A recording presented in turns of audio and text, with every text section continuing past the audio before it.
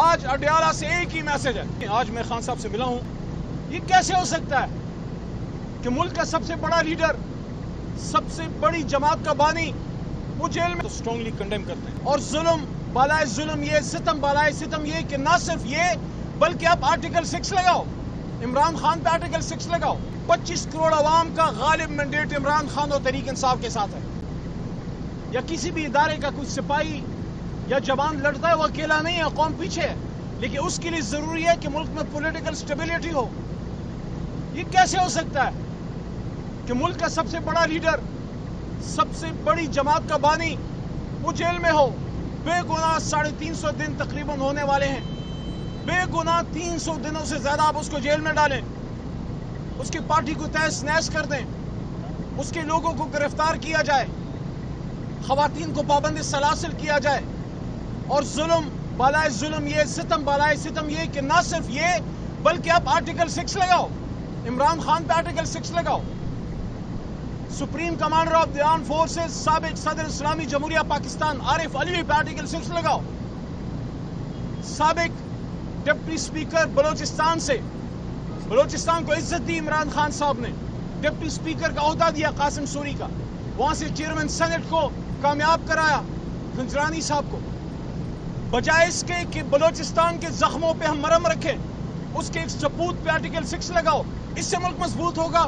یہ جو یہ مشورے شہباز شریف صاحب کو دے رہے ہیں، وہ ان کی سیاست، ان کی جماعت اور ان کی پاکستان میں ان کی جتنی لیگیسی ہے اس کے دشمن ہیں. جو کسی سیاسی حکومت کو یہ کہیں کہ اپنی سیاسی جماعت پہ پابندی لگاؤ، تحریک انصاف پہ پابندی لگانا آپ کے بس کی بات نہیں ہے. کیونکہ آپ کے اور تحریک انصاف کے بیچ میں 25 کروڑ عوام ہیں. 25 کروڑ عوام کا غالب مینڈیٹ عمران خان اور تحریک انصاف کے ساتھ ہے. اس لیے آج سے یہاں پہ آج اڈیالہ سے ایک ہی میسج ہے.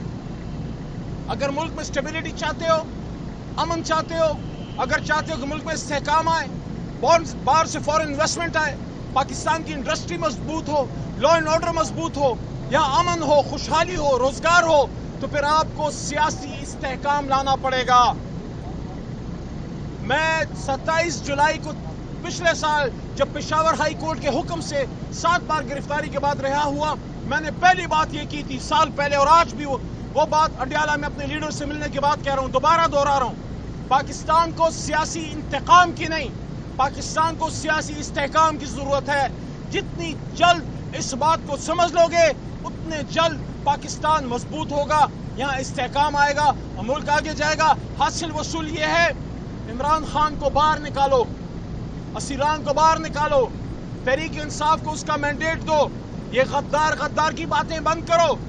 اگر ملک سے باہر بھی کوئی پاکستانی بیٹھا ہے، مجھے اس کی بات پسند نہیں آئے گی، نظریے کا اختلاف ہوگا، لیکن میں کون ہوتا ہوں اور آپ کون ہوتے ہیں کسی کو غدار کہنے والے؟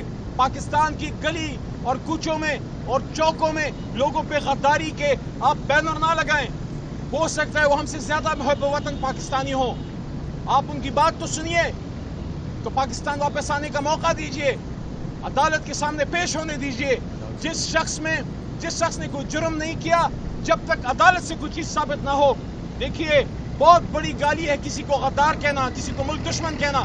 میرے لیڈر عمران خان کو، وزیر اعظم پاکستان کو آپ نے غدار کہا، آپ نے ملک دشمن کہا، اس پہ سائفر کا غلط کیس چلایا، 300 دنوں سے جیل میں رکھا. آج وہ باعزت بری ہو گیا ہے سائفر کیس سے. مجھے یہ بتائیں، جس نے غدار کہا، جس نے ملک دشمن کہا، اس سے کوئی پوچھنے والا ہے؟ آج اگر سپریم کورٹ نے فیصلہ تحریک انصاف کے حق میں کر دیا ہے ریزرو سیٹس کا، الیکشن کمیشن کو سپریم کورٹ کے فیصلے پہ عمل کرنا چاہیے. خواتین کو ان کی سیٹیں دینی چاہیے اور تحریک انصاف کو ان کا مینڈیٹ واپس ملنا چاہیے. میں ہر پریس کانفرنس میں سپریم کورٹ کے باہر، اڈیالہ کے باہر، قومی اسمبلی میں ایک بات کر رہا ہوں کہ اس مسائل کا حل اس میں ہے کہ اس 8 فروری کے الیکشن کا آڈٹ کریں، اور جو 184(3) کی پٹیشن چیف جسٹس صاحب کے پاس سپریم کورٹ پہ پڑی ہے، اس پہ آپ ایک جوڈیشل کمیشن بنائیے اور اس الیکشن کا آڈٹ کیجئے کہ 8 فروری کو قوم کے مینڈیٹ پہ کس نے ڈاکہ ڈالا. بہت شکریہ.